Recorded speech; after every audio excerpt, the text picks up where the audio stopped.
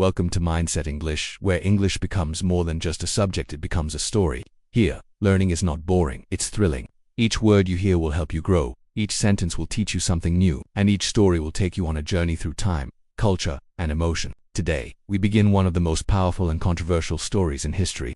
It's the story of a man whose name still echoes around the world, Adolf Hitler. Some people see him as a warning from history, others as a symbol of how dreams can turn into danger. Love him or hate him, his story is impossible to ignore. And today, you will hear it like never before. This story will not only improve your English, it will keep you hooked till the very last word.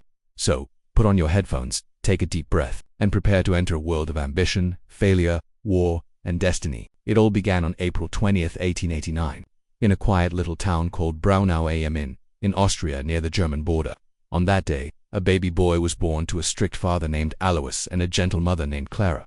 They named him Adolf. He was their fourth child.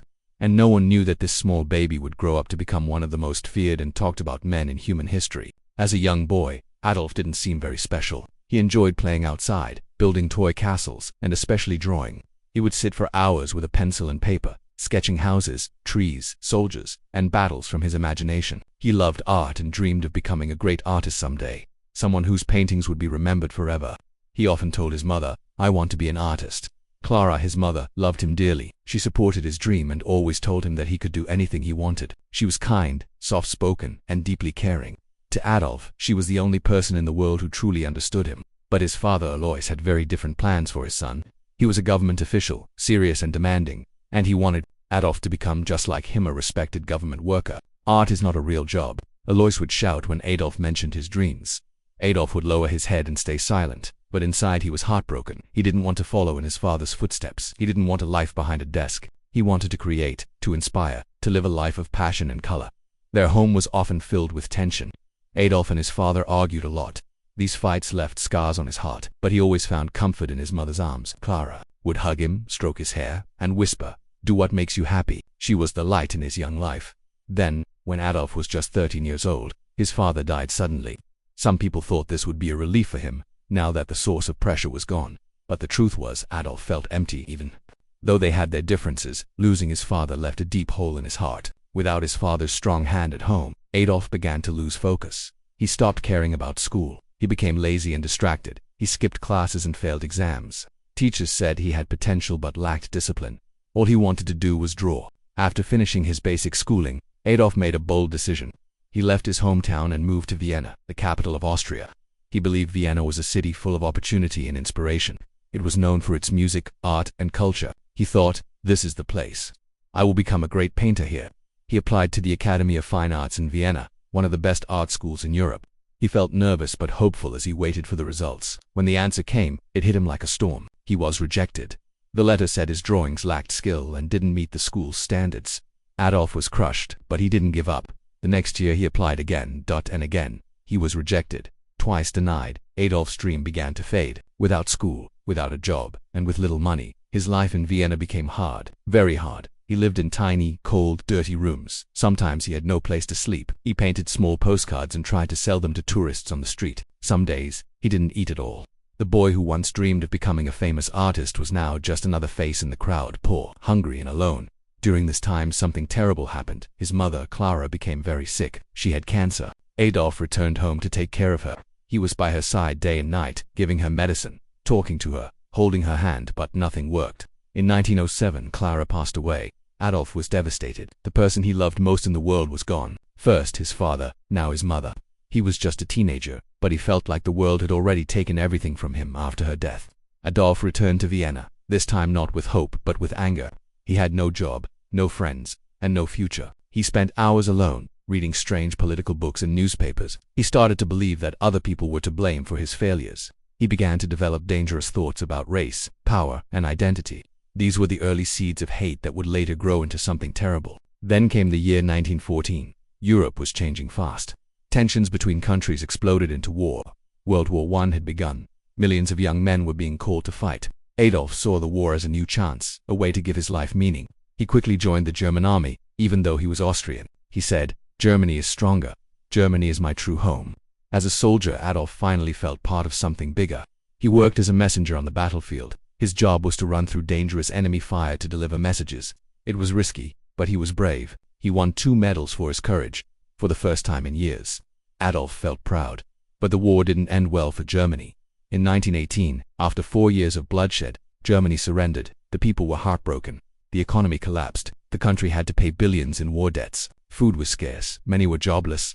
The proud nation was now broken. Adolf was furious. "Our leaders betrayed us," he said. "We didn't lose, we were stabbed in the back." He believed that Germany's loss wasn't because of military failure, but because of weak leadership and traitors from within. This idea filled him with rage and became the center of his thinking. When the war ended, he returned to a Germany in chaos. People were starving. The streets were full of protests. The old government had fallen, and no one knew what would come next. But Adolf saw something in this chaos opportunity. He joined a small political group in Munich called the German Workers' Party. At first it was just a tiny club with strange ideas, but when Adolf stood up to speak, everything changed. He had a powerful voice. He spoke with passion, fire, and anger. He told the people, "Germany can be great again. We are not weak. We will rise."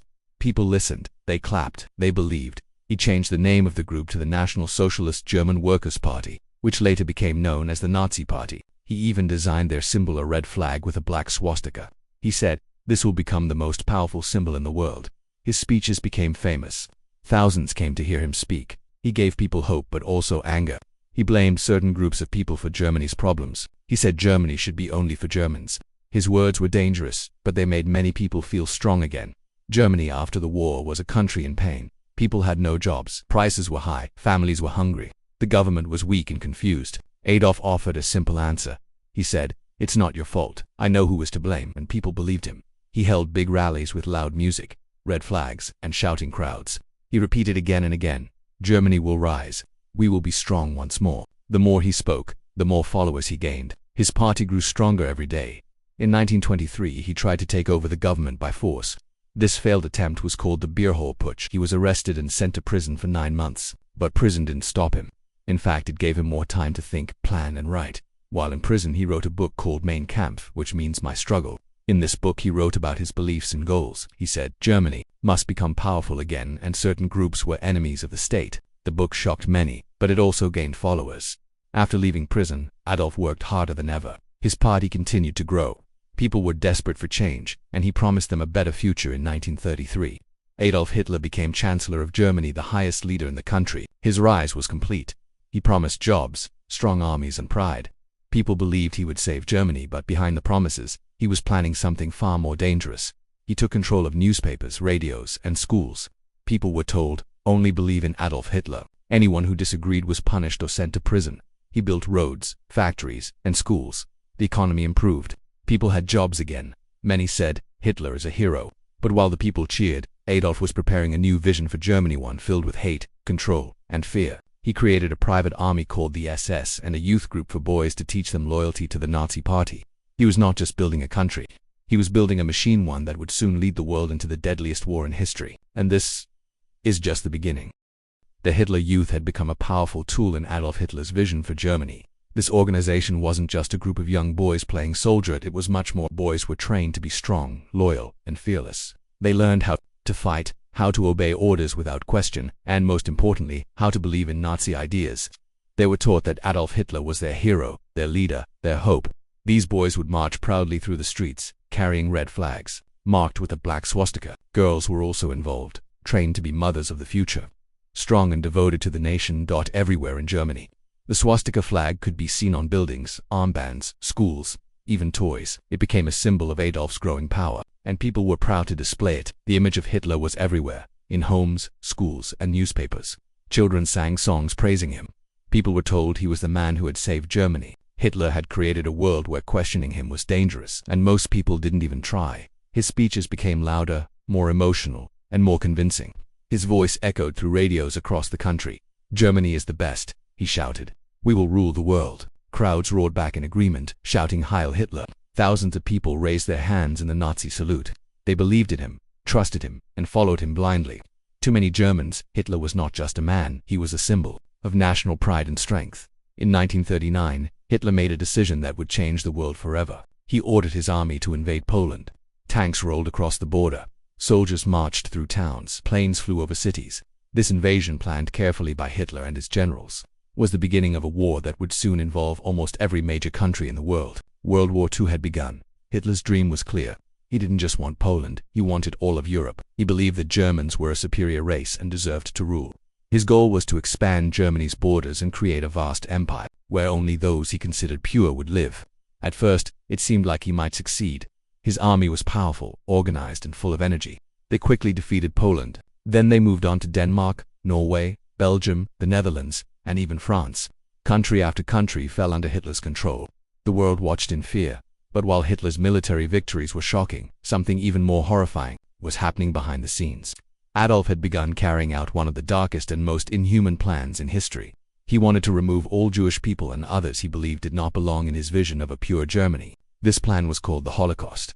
Millions of innocent people, men, women, and children were taken from their homes. They were forced onto trains, sent to ghettos, and later to concentration camps. In these camps they were starved, beaten, and murdered. Gas chambers, mass shootings, and forced labor became daily horrors. The world did not fully understand the scale of the genocide until much later. But for those trapped inside, it was a living nightmare.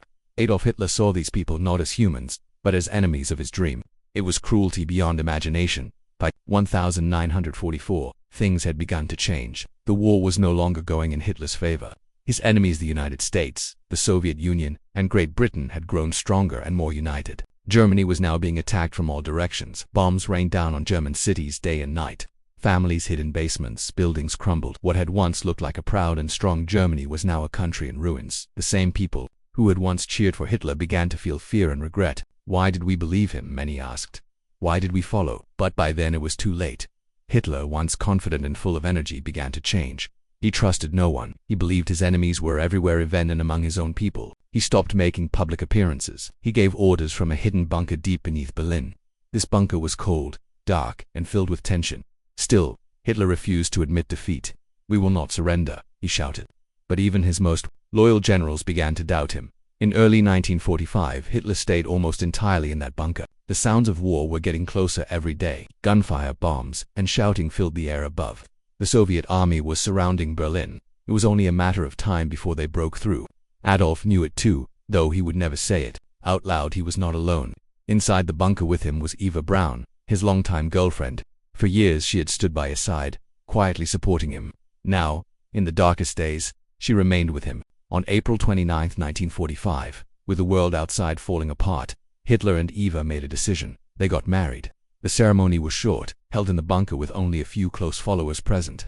"You've always been by my side," Hitler told Eva. She smiled, knowing this would be their last day together. After the wedding, they spent their final hours talking quietly, reflecting on their lives. They knew what was coming. Hitler refused to be captured. He believed it would be a disgrace. "I will not be taken alive," he said.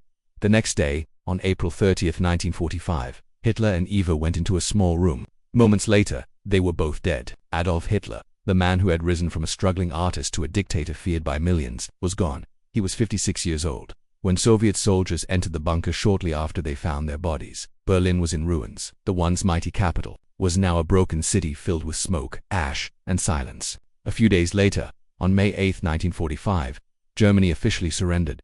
The war in Europe was over, but peace did not come easily. The world was left in shock. Cities were destroyed. Millions had died. Soldiers, civilians, children, families were torn apart. Countries were left in poverty. The Holocaust had taken the lives of over 6 million Jews, and millions of others were also murdered. The world asked, how could this have happened? After Hitler's death, Germany began the long process of rebuilding. Slowly, the country tried to recover. It became a peaceful place once again. But the scars of the past were deep. People remembered the pain, the terror, and the loss. They remembered what hate had done. They made a promise to never let it happen again. Today, Adolf Hitler's name is known all over the world, not as a hero but as a warning. His story is a reminder of what can happen when power is misused, when hatred grows unchecked, and when people stop asking questions. It is a story of how dreams, if filled with anger and division, can become nightmares. It also teaches us something important. Every decision matters. Hitler made choices that brought pain to millions. Those choices began small with angry words, unfair ideas, and dangerous beliefs. But they grew, and people followed. That's why we must always think carefully about what we believe, what we support, and how we treat others. We must choose wisely, choose compassion over cruelty, choose unity over division, choose kindness over hate. No matter where you live, what language you speak, or what you believe, your actions shape the future. Let us make sure that future is bright, peaceful, and filled with hope. History is not just about remembering the past, it's about learning from it. By understanding the mistakes of others, we can avoid making them again. We can become better people, better leaders, and better communities. Thank you for listening to this story, the powerful, painful story of Adolf Hitler. It is not a happy story, but it is an important one. And by listening, you are taking a step toward becoming more thoughtful, more aware, and more connected to the world around you. If you want to keep learning history in simple, exciting English, don't forget to like, share, and subscribe to Mindset English here. English becomes more than just a language. It becomes a window to the world. We'll see you next time with another story that will help you learn English and understand the world one word at a time.